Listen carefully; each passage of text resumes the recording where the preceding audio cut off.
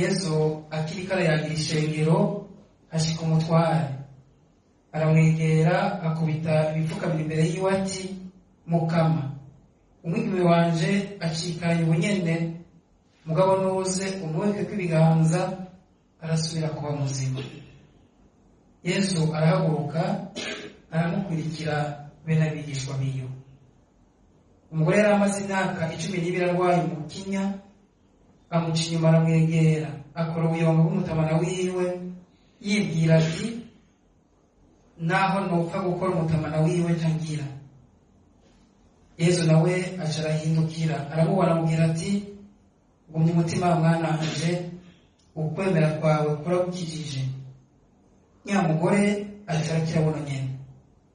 Yesu ngashiki ubutware abona abavuze imyironge n'abandi benshi bakoma induru, ababwira ati nimutaramuke, uyu mwana ntiyapfuye arasinziriye. Nabo baramutwenga. Bamaze gusohora ny'abantu, Yesu arinjira afata ukuboko wa mwigeme nawe aravyuka. Iyo nkuru ikikwira muri ico gihugu cose. Nushemeze ijambo ry'Imana.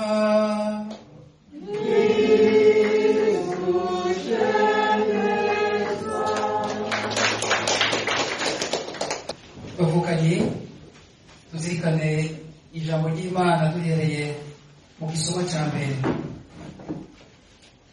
Igisomo kitubwira indoto za Yakobo.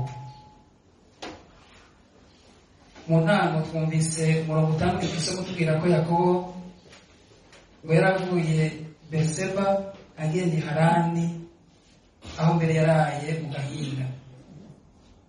Yaravuye yaragiye.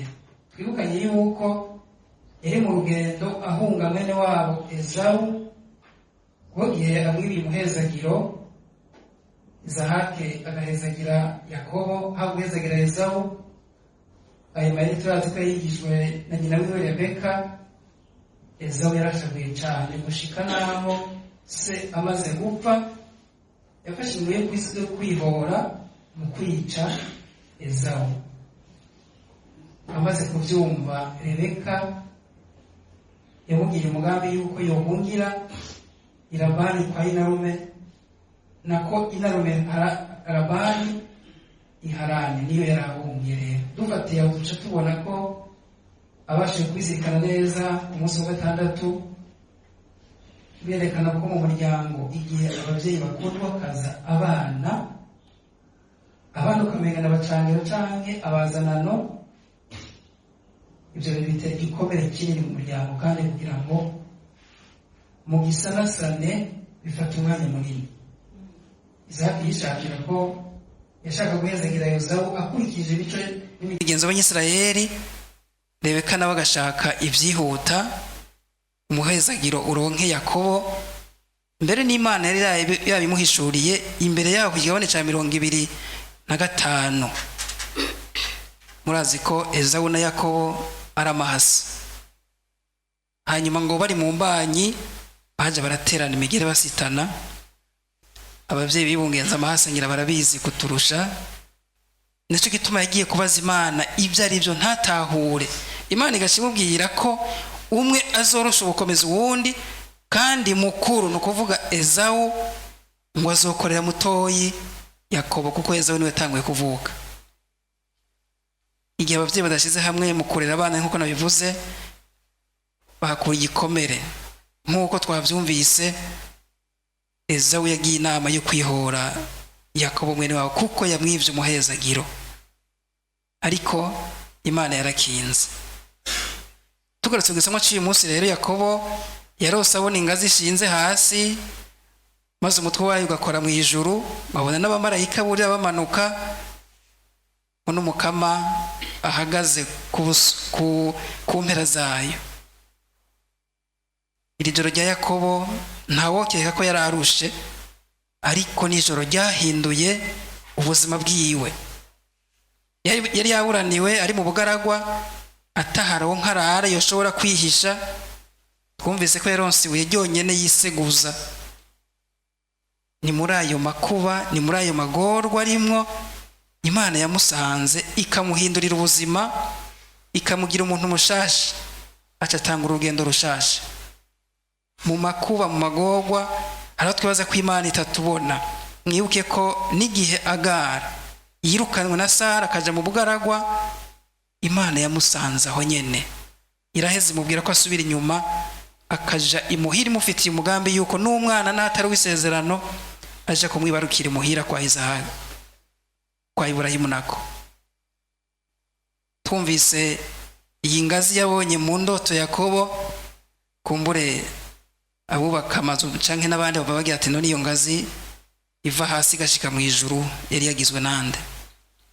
Ni siguro igomba kutwereka ubunywanyi buri hagati y'ijuru n'iyisi, ubunywanyi buri hagati y'abisi n'ab'ijuru. Mbere duca tunavyibuka no muri vya bice bigize ekleziya ko ariho ekleziya iri ngaha ku rugendo na ekleziya ininahaye. No mu gisabisho cya gatatu c'Ukaristiya turazi yuko turavuga ko twizigiye kwabo beranda bama batubera mu ngoro. Mbere turibuka ko na Yesu ijambo nk'iri yaribwiye Natanayeli ko bazobona ijuru ryuguruye n'abamarayika b'Imana burira bongera bamanuka aho umwana w'umuntu ari. Ni kwa Yohana igabane ca mbere umurongo wa 51. Mbere mu majambo atomoye yumvikana, iyo ngazi sigura Yesu niwe ngazi imenyesha, niwe iyo ngazi imenyesha, niwe atumwa twugururirwa ibirimba vy'ijuru, niwe nzira ihuza abantu n'Imana.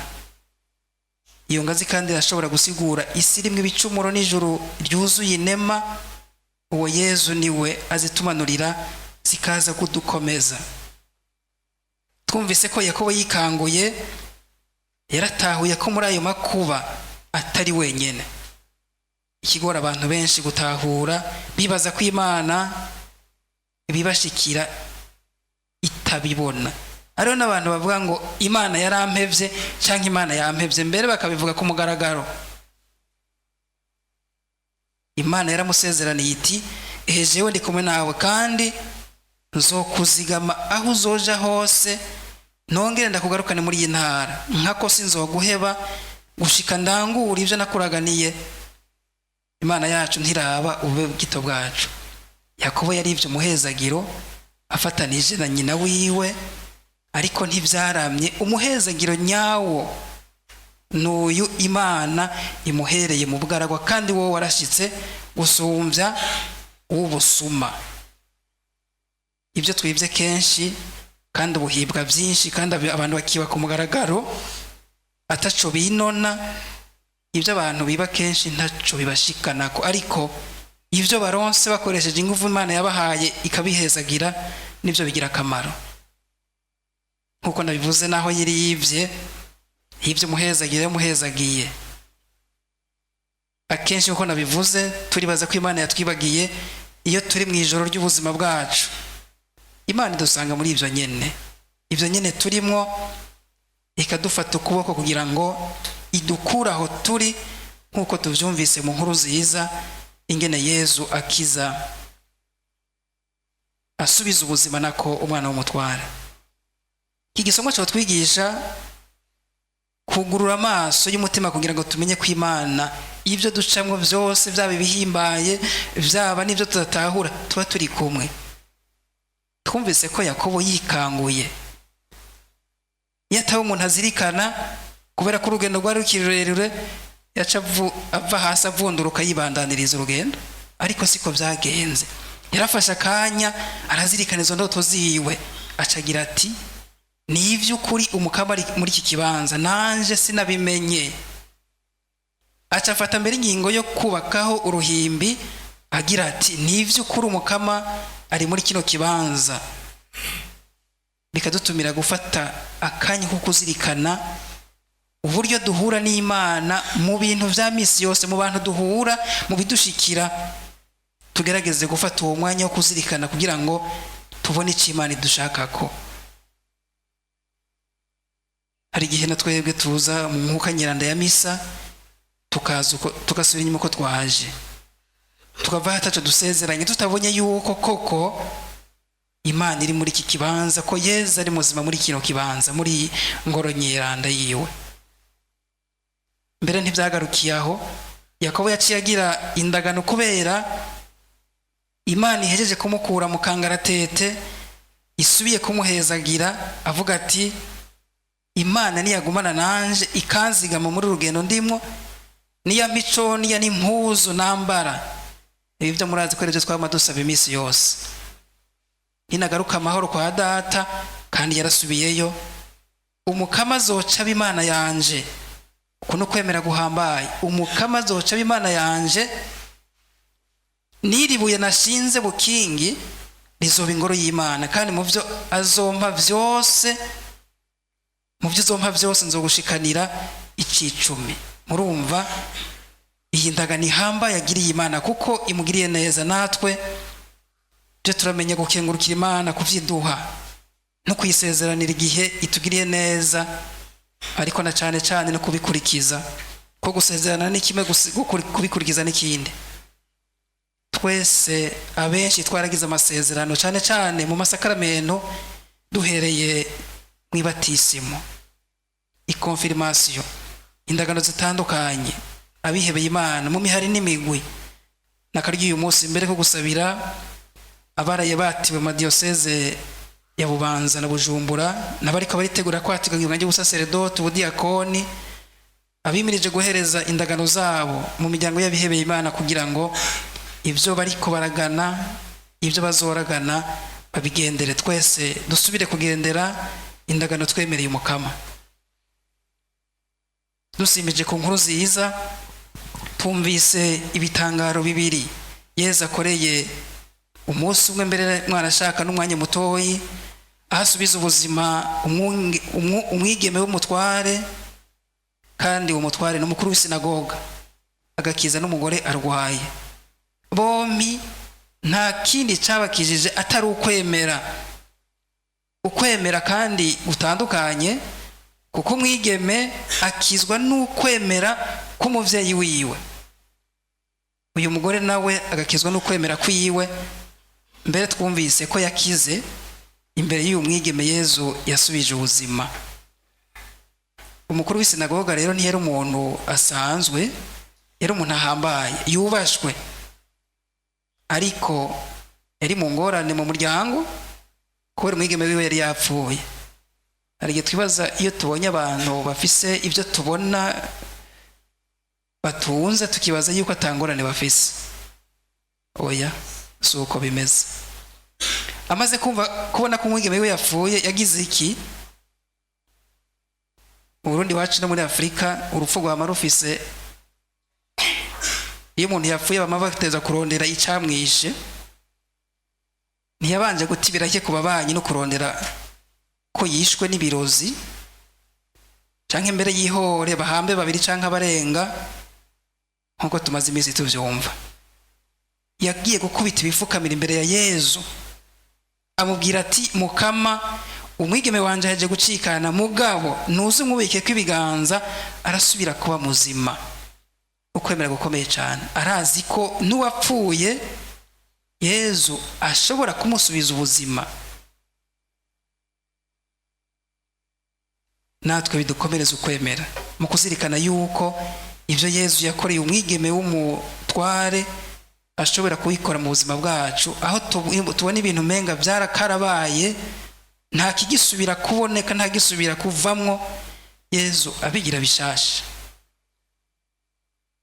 Twumvise kandi ko Yesu ari ku rugendo agiye kuri uyu mutware wahaje umugore amaze imyaka 12 ava amaraso, ariko ntibatubwiye izina ryiwe. Uyu mugore yafatwa nk'uwahumanye, yahebwe kubera iyo ndwara yiwe, nta nico yavuze. Yakoze ku buyonga bw'umutamana wiwe kubera ko yemera mu mutima wiwe ko niyakora ku mutamana wiwe azobakize. Mu mutima yemera yuko niyakora ku mutamana azobakize. Tugire Kristo. Hari umutamana yakoze ko ntibyakunze, yakoze ku buyonga bwonyene, kandi ubuyonga bwaba buri hari yepfo ku mpera y'umutamana. Kenshi nyina ko kenshi tubisoma twiruka canke twihuta, kubona mu mutima wiwe yumvira ko niyakora ku mutamana nyirango agashira ko kubaho gukwiye abari hacakira, ariko ngira kubera abantu bari benshi ntibyakunze ko gukora ko akora ku buyonga bwonyene. Biratwigisha yuko twebwe dusaba kugira intambwe ntoyi, ibisigaye Yezu araheza akabyikorera. Intambwe ntoyi gusa. Yezu yarumvise ko hari umukoze ko acarahindukira, kuko yaramubona nk'uko twese atubona mu mitima yacu, abona ibiriyo. Yamubwiye ijambo agira ati humura mukobwa, ukwemera kwawe kuragukijije. Ni ijambo riremesha. Yarakize indwara, acagira n'iteka ryo gusubira mu muryango. Ubuzima rukristo, ubuzima bw'umutima, igicumuro kiradukumira. Hari abantu usanga bamaze iyo myaka 12 canke irenga baravuye mu muryango w'abana b'Imana kubera igicumuro, mbere bataragira niyo ntambwe yo kugaruka muri iyo muryango. Ni sakramento ridusubiza iryo teka, twagaruka mu muryango, akanyamuneza kakaba kose, mbere no mu ijuru hakaba akanyamuneza. Twarabyumvise mu nkuru nziza yo ku munsi w'Imana wahera. Igisomo gihera tubona Yezu ari mu nzu kwa wa mutware, ko yaramukijije uyu mugore, hanyuma arabandanya. Yashitse yihweza abantu bari mu ruhagarara kubera urupfu rw'uyo mwigeme. Yezu yababwiye ko atapfuye ahubwo asinziriye. Baciye bagira nte? Baciye bamutwenga, baritwengeye. Yezu ariko ababwira ukuri ko uyu mwana atapfuye ahubwo asinziriye, mugabo bagaca bitwengera. Ibyo ntibyabereye hariya mu nzu y'umutware gusa, no mu buzima bwacu ari imico n'imigenzo uvuze ko ubigendera, mbere banabibona ko utarya igiturire, utiba, uvuze ko iki na kiri utagikora kubera uri umukristo, baca bagira nte? Baca bagutwenga we kukiri inyuma. Mbere hari igihe unabivuze uvaho umaramaye, ugaca nawe ugenda ugondojwe ko ugira nk'abandi. Oya muvukanye, kirazira gucika intege. Isunge Yezu atacitse intege, yaciye yinjira afata ukuboko naho bariko baramutwenga, ukuboko kwa nyamwigeme aca aramuvyura, hanyuma arabana igikorwa ciwe. Hari irindi jambo rihambaye dusomye inkuru nziza. Se w'umwana yaherutse gusaba Yezu mu ntango, amubwira ati mukama, umwigeme wanje aheje gucikana, mugabo nuze umubike kwibiganza arasubira kuba muzima. Muri iyo nzira yose ni muhira aco yigeze avuga, ariko Yezu yarakijije uyu mwana. Bikatwereka natwe uruhara dufise wo gusabira abacu, kuko uyu mwana yakize kuko asabiwe na se, kuko avugiwe na se. Bikatwereka gwa ruhara rwacu wo gusabira abandi kugira ngo Yezu abakize, kwa gusaba duhoza ko ibisiga Yezu aravyikorera. Bisubiye, iyi nkuru nziza iratwigisha kumenya gukora ineza mu gihe cyose bikenewe, kutubahiriza amaporogaramu uko apanze. Kuko mwumvise Yezu yari karigisha abantu n'abigishwa biwe, uyu muntu acaza giturumbuka amubwira iby'urupfu bw'umwana wiwe. Yezu yaciye agira nte? Yaciye ahagarika, akurikira nyamuntu. No mu nzira ahuye n'umugore ariko aramukora ku mutamana, akeneye ko nawe mukiza. Yari gushaka kuvuga ati reka kungora, hari ikintu cihuta, hari uwapfuye wowe uracagenda, reka tubanze turabuwe yapfuye, wewe ingo turabivuganira hariya. Hari abantu batugira gutya iyo tugiye kubitura. Akaruko ni saa sita buri biri, urufunguruzo ruba rugiye mu muryango, kandi ari umurongo w'abantu ukurindiriye ko batunganiriza, canke ngo urazonsanga hariya. Yezu yakirije uwo muntu aho nyene aho bahuriye. Kumenya gukora ikintu iciza, mbere n'ibidakenewe bitihutirwa, umuntu akabireka kugira ngo akore neza, kandi neza isubiza iteka ubuzima bw'abantu. Tuje turazirikana kumenya gukora neza tudashize imbere amategeko. Usaba ikintu umuntu ngo itegeko rivuga iki? Itegeko ritagira mu rukundo ntaco riba rimaze. Inkuru nziza kandi iratwereka yuko Imana yishura abantu bafise ukwemera guciye bugufi, ukwemera guhoza ko. yaba umutware nk'uyu mukuru w'isinagoga canke mbere ari umukene nk'uyu ruhebwa yaramaze imyaka 12 ategera aho abandi bari. Yesu yakijije ubutunze akiza n'umukene. Yesu rero ntacagura, ntakiza abantu aravye ico bafise, araba ahubwo umutima ufise ukwemera nta kindi. Igihe umwemeye nk'umwami n'umukiza, uba umutunzi, uba umworo, abakiza mwese. Ni Yesu kandi umutima wiwe utirengagiza abarwayi, abakene, arishura uwo wese amwegereye. Mu gukiza aba bantu, umwe yakoze kuri Yesu, ubundi nawe ni Yesu wenyine ubwiwe amwikoreye ko bose baciye baronka ubuzima. Yesu aradukorako mu masakaramentu, tukamukorako mu masakaramentu nyine cyane cyane Ukaristiya, maze akaduvyura, akadusubiza iteka, akadukura muri ivyo tumazemo igihe turambarayemo ya imyaka 12 canke irenga, mbere usanga kenshi n'abantu batanazi. Tumwegere mu gisabisho, mu ijambo ryiwe, mu masakaramentu cyane cyane Ukaristiya, no kumenya gufata akanya muri ka gacere bwiye ngo twumvire se tuyagira. Umwe wese kandi uyu munsi amubwira ati humura, ukwemera kwawe kuragukijije. Humura ijambo riremesha dukwiye natwe gushikiriza abandi mu gihe ca none, aho ibije imbere umenga ni inkuru z'ikivutu gusa. Dusaba umukama muri nkukanyiranda ya misa adukomereze ukwemera kandi aduhe no guhumura, mbere duheze duhumurize n'abandi, tugire Kristo.